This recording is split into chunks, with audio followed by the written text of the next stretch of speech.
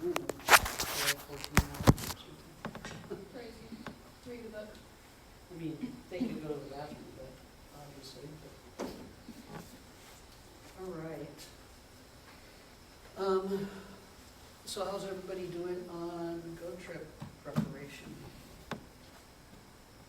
Are you regionals? No, which one are you going? I always forget. I was gonna say that. It was right on the tip of my tongue, New Zealand. And I'm on regionals. regionals? I know where you're going. Where are you going? I'm also on regionals now. Regionals going with the Minneapolis thing? Is that it? Is that, No, oh, it's basketball. no, that's the basketball team. So what are we doing on regionals? Several different things? Yeah, but Not just that, that. yeah. We're doing a bunch of random stuff. I mean, we're gonna serve a church one Sunday. We're gonna do some like evangelism outreach Mm-hmm. in Watertown, I believe, one day. We're gonna go to Fargo for the fun day. We got that weekend, but it'll be fun. It won't be that much fun if you're not with them, right? Well, I gotta take some Jews students to fine arts, so Right. it just works out. Yeah, all right. Hey, I get to go to Sicily this summer, okay? You So, do? yeah. What's that for? Yo. That's with South Dakota. South Dakota and Jesus Revolution. Really? Jesus Image? Jesus Revolution. I don't know. It's one of the Jesus something. But that's With the gonna be network? fun. Through the network? Or, Yeah, it's South Dakota AIM okay. with Jesus Revolution. Wow, So that would be cool. yeah. I'd like to go to that. Okay. So, I really don't have a lot for you today because I'm trying to decide what you really need. So on the Constitution and bylaws, the main thing is you understand what's in a constitution, what's in bylaws. And you've read them, you've read the general council one and a local church constitution and bylaws. What's the difference between the constitution and the bylaws? Anybody know that? It all looks the same, right? It does all look the same when you look at it, yeah. So I think the Constitution is like the main general, this is our organization, what we stand for, and how we're gonna generally do things. And then the bylaws are like the day-to-day, here's the procedures for this, and here's the rules for this. Yeah, that's pretty much it. The bylaws, I mean, the Constitution for something like the Assemblies of God, it definitely needs to include what we believe and how we're broken down as far as, membership and stuff like that. But then bylaws say, how, what are the qualifications to be able to become a member of the local church, or what are the, if you're gonna be on the board or the deacon board, what, it spells out how many years each term, or like in some churches, they have 3-year, 2-year, and 1-year terms for board members so that they can rotate without having a gap in coverage for the board members. So it's always kind of overlapping different ones. The bylaws will have rules in there for dealing with church discipline, or if there's something like that happens. It'll talk about the corporation, how the church is incorporated, or the business part of it, those kinds of things. So, yeah, so it's all those kinds of things which you rarely look at in your normal everyday life, unless you really enjoy looking at that kind of stuff. But you do need it when it comes time to lead a meeting, or to, like at my church, I had to do an amendment to change our bylaws, had a difference of opinion on how it was worded, and I talked to the board about it, and they all agreed with me, so we, at the annual business meeting, we had to do an amendment to one of the, one of the, what are those things? Anyway, the headings there. But, yeah, the church, in our old constitution and bylaws, the members were called partners instead of members, which is okay, but it was kind of confusing because people are used to membership, it's members, so. Anyway, just a typical board meeting agenda. The ones I've done are similar, but this is more generic. What you have when you have a board meeting. It's really, really important to have an agenda though, because people will go off on all kinds of rabbit trails and different kinds of discussions, and there can be friction and things like that. So normally you'll have the pastor or somebody open in prayer and usually read a scripture or have a little, some kind of word of encouragement. Sometimes on my board we would be reading a book together, and so we would talk a little bit about something in the book. Like I think the last one we read was Canoeing the Mountains, I think is the name of it. That's a great book, by the way.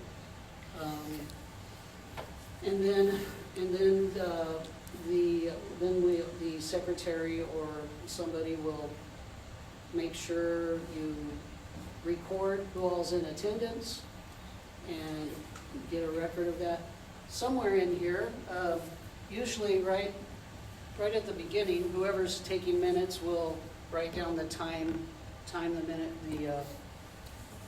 the time the meeting is called to order officially. You put the time down. And then you put in attendance, John, Mary, blah, blah, blah. And then you do have somebody review or read the previous minutes of the previous meeting. For us, we normally didn't read them verbatim. We would just agree that somebody would summarize them. But everyone was supposed to read them ahead of time in case there was a mistake, typo, or something like that, because then you would have to correct it, in the record. So for us, though, usually the minutes would be so similar to the agenda for the night because you keep, you're picking up where you left off last time, basically. So we didn't always read them all the way through unless it was a complicated meeting, that had some important things in it that we needed to make sure we read verbatim. So whether you read it or review it, then somebody has to make a motion that we approve previous meetings minutes as read or as reviewed. And then somebody says, I second that. And if there's no, and then you if you're the chairman, if you're the one leading the meeting, you say, is there any other questions? And somebody might say, well, wait a minute, that date was wrong in there. And so the person taking the minutes will have to make a note of that, and then you continue with the motion with the correction, and then vote on it. All in favor, aye, or opposed, right? So Robert's Rules of Order, the basics of Robert's Rules of Order. In a board meeting, it's not like you have a parliamentarian sitting there looking at everything you're doing, but you try to keep it. Certain things you have to make a motion for. Other things are just discussions. You're just talking about things, you're planning things, but certain things you have to have a motion. So one of those things would be the previous meeting's minutes, right? And then the financial report, it's better to get that done early in the agenda than leave it towards the end, because sometimes financial reports can get tense maybe if something's confusing and the treasurer's trying to explain it, and maybe, you know, it can get difficult. So it's good to kind of get that away early, and try to push on, unless there's something really, really important that needs to be discussed that's in the financial report. So usually, the treasurer will go over the income, expenses, you know, anything in the financial report. They hand you a spreadsheet. You get a packet when you go to a board meeting. It's got the agenda, it's got the financial report, the minutes from the last meeting, and it's got any other papers that you might need to look at for that night. But, so anyway, treasurer goes through it. People ask questions, clarify, things get answered. There might be a correction needed. And then again, somebody says, I move to accept the financial report as discussed and corrected, or something like that. And in a second, and all in favor. And so, but in that category, you might talk about certain things that need to be brought up that are kind of separate from the report, but about the finances. So if there's concerns about tithe and offering or something like that, that you see a trend, or maybe the missions giving is upside down. Maybe you are committed to $3,000 a month to give in missions, but the missions offerings coming in are only $2,000 a month. You know, you have to look at that, look at the budget, you know, those kinds of things. If there's a financial decision that needs to be made separate from the report, then maybe you need to take out a small loan that doesn't need the full church membership, you know, to vote on. Maybe it's like a line of credit to do for an emergency, like $10,000 for an emergency repair or something. Then you might have to have another motion and discussion and all that to make it official what you're going to do with that, right? So, and then also,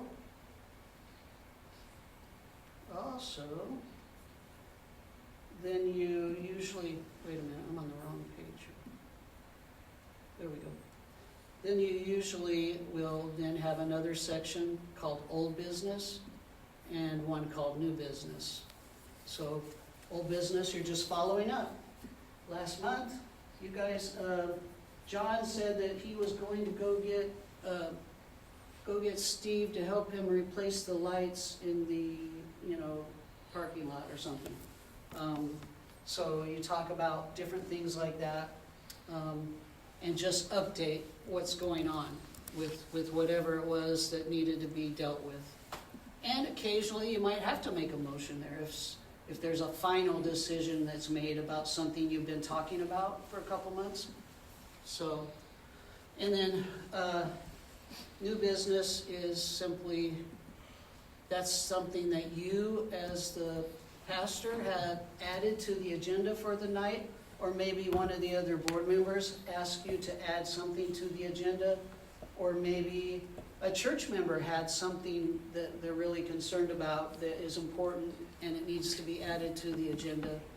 So could be different reasons that you add new things to the agenda.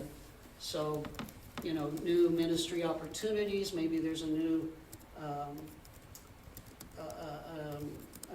event coming up in the community that you want to take part in, outreach, facility maintenance improvements, staffing and leadership updates, or things like that. So, okay? And then this one I don't usually have on my agenda, pastor's report.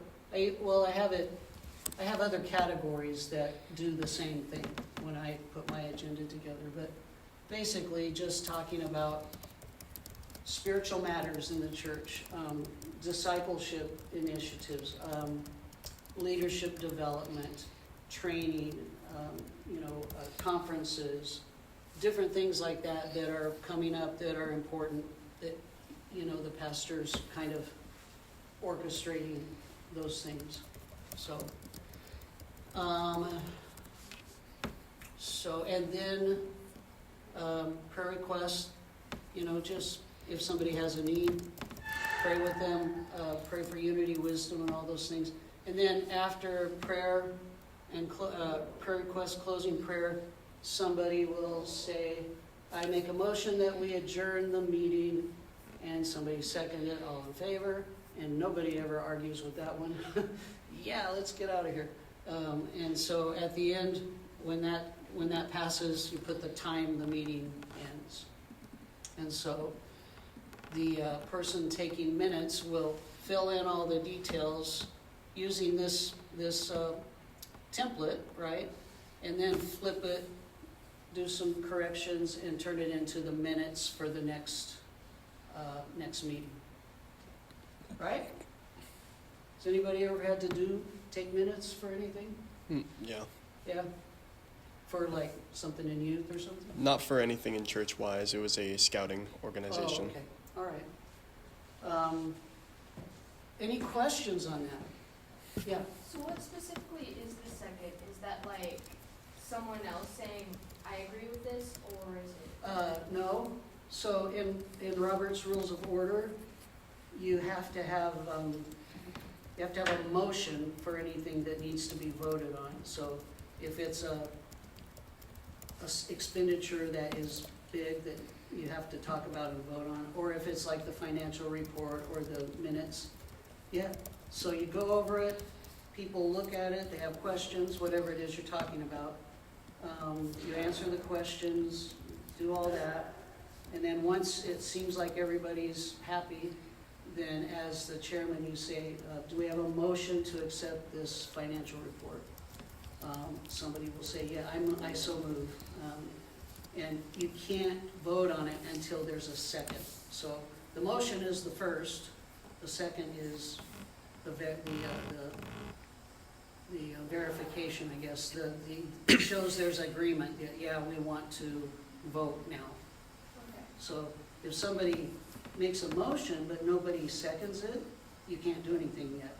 You have to, somebody must want to ask more questions or something. So you have to have the second in order to take the vote. Right? And the vote is usually a voice vote, like all in favor say aye. And if you have a large board and you're not sure, if somebody said, if there were yeas and nays, then that might be a red flag that you want to stop and have more discussion or table it. And okay, we're not going to decide on this right now because we still have questions, so we're not comfortable with the answers yet. So sometimes you table it, which is very smart to do as a leader, instead of trying to push, especially if it's something you really want, but the board, your leadership team is, your elders or deacons, whatever you call them, board members, are hesitant for some reason, then don't push it. I mean, there's no reason to be heavy-handed, right? Unless it's an emergency and you just have to deal with it, but usually they're going to agree with you if it's an emergency. But if it's something, they still have questions, they still want to do some research, they still want to, mull it over, pray about it, then just don't make a motion. I mean, don't just table. That's what you call tabling it in Robert's Rules of Parliamentary Procedure. You table the motion for the next meeting. Okay. So Was there a file for Robert's Rules of Order? Because I did not find one. there's not. The link is on the assignment. On the assignment? Like on the assignment itself, there's a link to the YouTube video. That's a video, Oh, yeah. I forgot to go. Yeah, Which and then assignment? I did recommend For a the cheat sheet. I don't know if any of you guys ordered it, but it's like a laminated, published thing that's Robert's Rules of Order in short version. It gives you all the most important things you need. But honestly, if you're going to be leading meetings very much, you want to get the book, the latest edition of Robert's Rules of Order. Okay? And this document, I'll put that in files also, just for you if you'd like to have it. Any questions? What do you think, Theo? It's all Greek to you? It's organization, right? That's all what it's all about, just being a good steward of what we're doing, being a good leader. Trust me, you don't want to be in a board meeting or a church business meeting that doesn't have order. It can be an ungodly thing that you need to cast demons out of. So it can be bad. But that's why, as a leader, you want to keep your heart pure and humble and right, and do your best to create an atmosphere of unity and collaboration rather than competition. You know, the different departments in the church shouldn't be competing with each other. We're all, you know, for funds or resources or leaders, there shouldn't be a competition. It should be everybody coming together for the same purpose. And leaders need to clarify that purpose and make sure everybody understands, you know, the vision and the goals and things like that. So, okay, communication is key. So, yeah, let's see. Where did that go?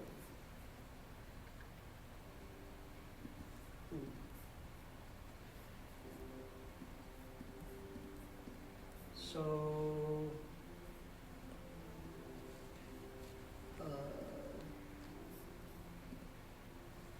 okay, what are you doing? Talking up. Okay.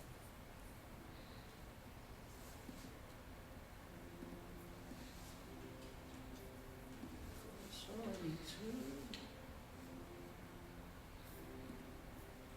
And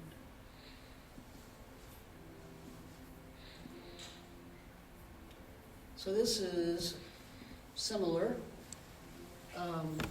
Most churches in the AG and other denominations, other organizations have annual church business meetings where all the members, all the official voting members of the church get together to do business. It's usually only once a year unless a special meeting is called for some kind of emergency or important decision that has to be made.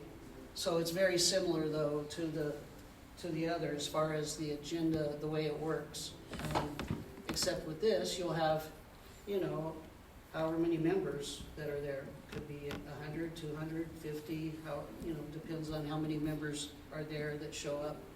But it's usually in January, February, or March, somewhere in there. And again, the pastor is usually the one that calls the meeting to order. Again, opens in prayer. The one taking minutes writes the time down.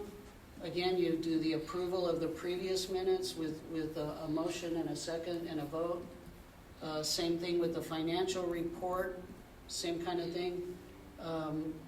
There might be a lot more questions in the annual business meeting because the members aren't familiar with what's going on necessarily month to month.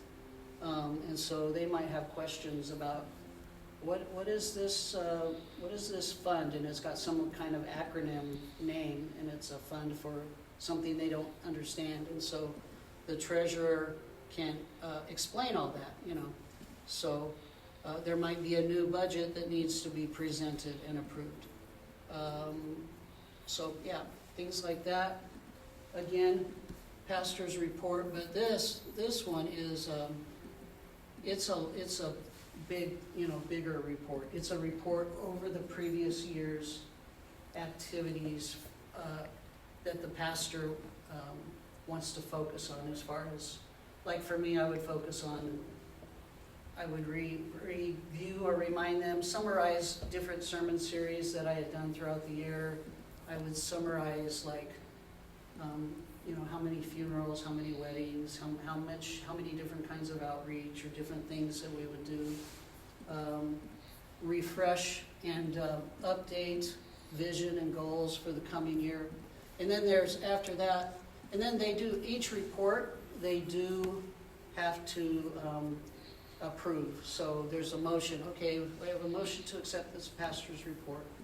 And somebody will second, and you vote. Same thing with all the different departments. Sunday school, youth, children's, men's, whatever departments you have. Each one of those should have a report, an annual report. And the people get a packet with all these reports in it. And so sometimes somebody will make a motion, hey, can we just agree that to read these reports on our own and go ahead and pass them? And because they don't want to go through reading all the reports. And so that might happen where they just by acclamation, they say, yeah, we're not going to read all these. We're going to trust everybody to read the reports. So you make a motion to that effect and have a second and vote on it. And there might be election of officers in the annual business meeting, deacons or board members, or normally other leadership positions are not elected. So normally when you have an election, it is board members or deacons, however they're referred to. Okay? So do you guys know how we get the names in most churches? You know, how do they know who's up to be voted for a board position? You guys know anything about that? Typically, the board will, typically, the board will put out an appeal or a announcement, maybe do something online where they can go on, but they have people nominate people for the board. So you'll get all these nominations. And then the board hands out questionnaires to those nominees to fill out. If some of the nominees might say, no, that's not for me, I don't want to do that, and so they won't even accept being on the list. But the ones who are interested, they'll fill out a questionnaire that, you know, it's about their spiritual life, about it's pretty personal, you know, about are you faithful in tithing, are you, you know, all these kinds of things. And then the board will review those questionnaires, and if they look at those questionnaires and if there's somebody in that list that by the answers in their questionnaires, they don't qualify to be a board member, like they haven't been a member of the church long enough or some other reason, then you pull those out of the list and you let the person know. And so what's left, if it's 5 or 6 or 10 people, then you have a vote at the end. So, or at the end of during the annual business meeting. So, and that can be quite, you know, it depends on how much, you might have several rounds of voting. If like if 2 people are like up, and they're neither one of them have a majority of votes, then you have to like redo the votes until somebody wins. So that's kind of how that goes. And that's the same way it goes in general council for all the different officers we vote on. So, and district council too. In my church, I did things different. I agree, that's another amendment I did to the Constitution and bylaws. And maybe some people wouldn't agree with this, but I changed it so that there weren't nominations for board members, but that the board, because I had a board that I tried to have a spiritually mature, good representation of people, the board would make recommendations and hand out questionnaires to different people who might be interested in becoming part of the board. And then the board would do the selection and voting on it. And so we didn't vote in the annual church business meeting, we didn't vote on board members. The board itself did all of that, but we talked to the church, you know, we let the church know how it all went and explain it to them. That's just me, because I don't like, I mean, there's some negativity to some of the competition kind of thing that goes on with nominating people and all that. It can be anyway, but it works usually for most churches. I just changed it for my own because I felt more comfortable doing it that way. But, and the church agreed, you know, the amendment to the Constitution, they agreed to it, passed it, so. Any questions? So that shows you, remember we talked about each church is sovereign, autonomous in the Assemblies of God? I think I talked to that. Have I talked to you guys about that? I'm teaching Pentecostal history and AG history too, so it's all kind of running together. But every Assembly of God church is autonomous. They're not like controlled by the district or the general council. And so one church's constitution and bylaws might have some different, you know, be quite different from another church's constitution and bylaws.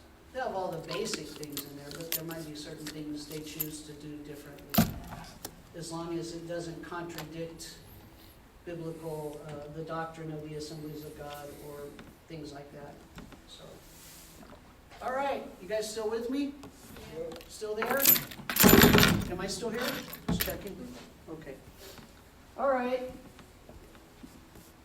So, do we have a motion to adjourn the meeting? No, just kidding. I'm just kidding. So I don't think I'll do it today. I think next time, I'm gonna, there's an organization called Start Church that does a lot to help churches in this kind of stuff, in incorporation and, you know, organizing how they do board meetings, just administrative help with how to do church right. We use them a little bit at my church in Idaho, but there's some videos they have talking about board meetings or board members or things like that. And so if you guys are okay with that, we might watch 2 or 3 of those over time. Actually, we have a little time today. We could watch part. They're not long. So, yeah. No, you know what? I think I'll let you guys go today. But I need a motion. Is there a motion to adjourn? Theo, I'll make the motion if you second it. Is there a second? Do I have a second? Theo, second it. Second Do the I have a motion. second? So you guys want to stay in class? Guys. I second it. Yeah. Okay. Is there any discussion? Anybody don't like this idea?